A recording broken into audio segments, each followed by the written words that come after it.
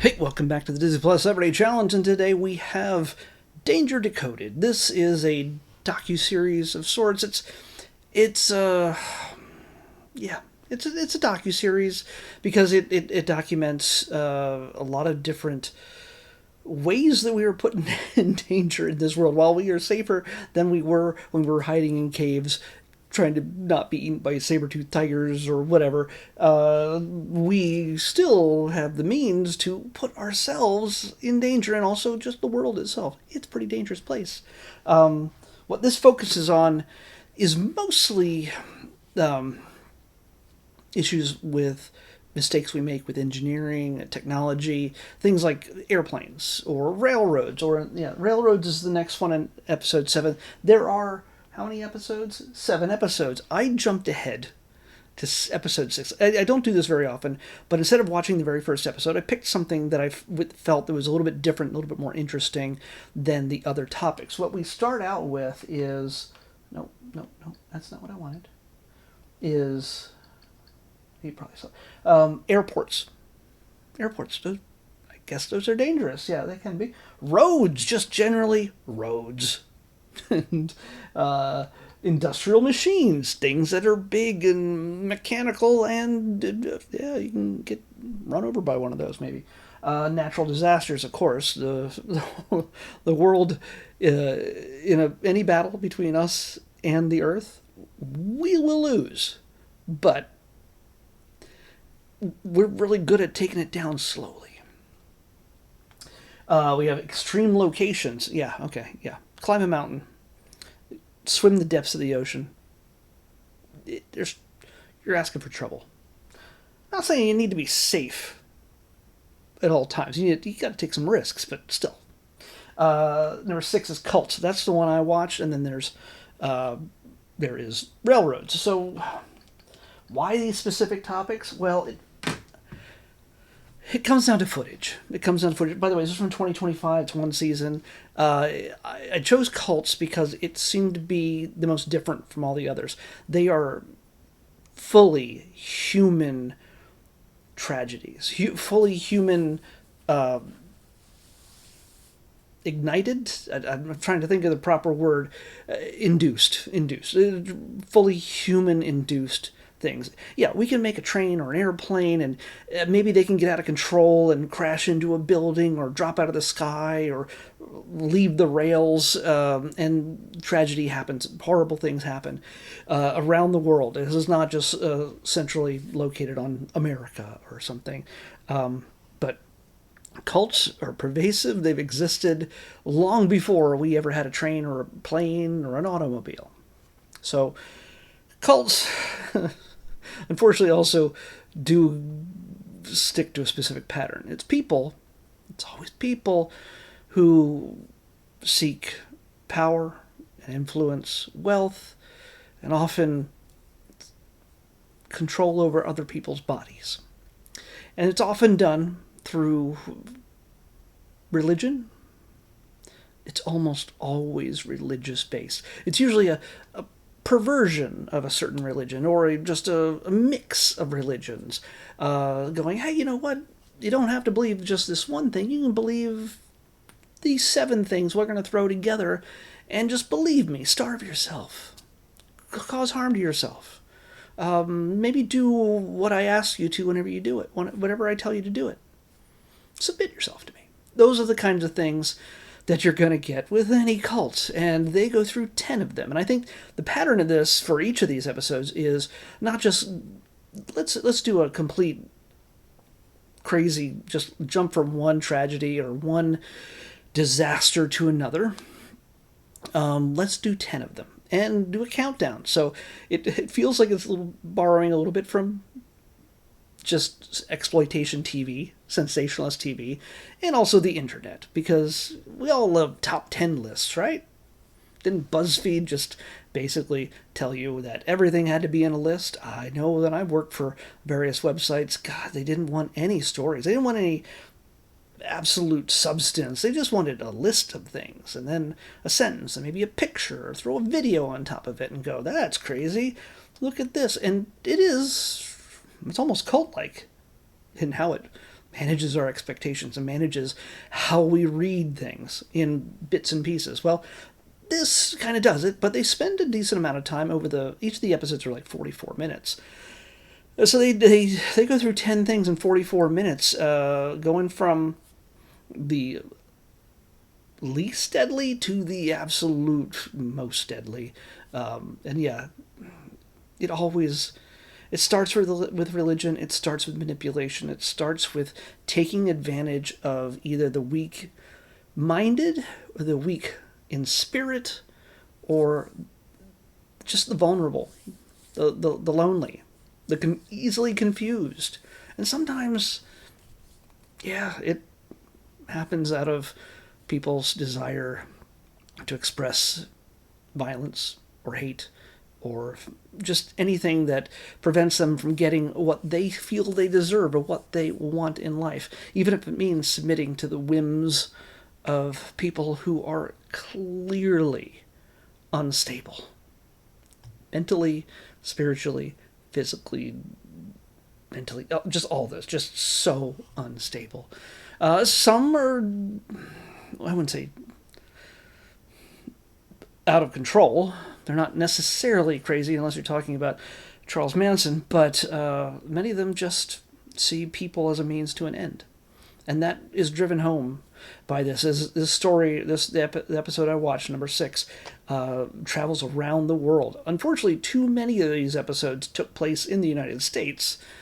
And if you know anything about cults, about history, about how people were taken advantage of in small settings and in massive settings, whether it's Unification Church or Jonestown or David Koresh, and yeah, by the way, yeah, there's lots of controversy with a number of these things, how the government or how the law has handled some of these situations, especially with the Branch Davidians. That stuff, yeah, that is mentioned, but in an episode like this, it's not a deep dive. You're going to want to watch a different documentary that talks about these things.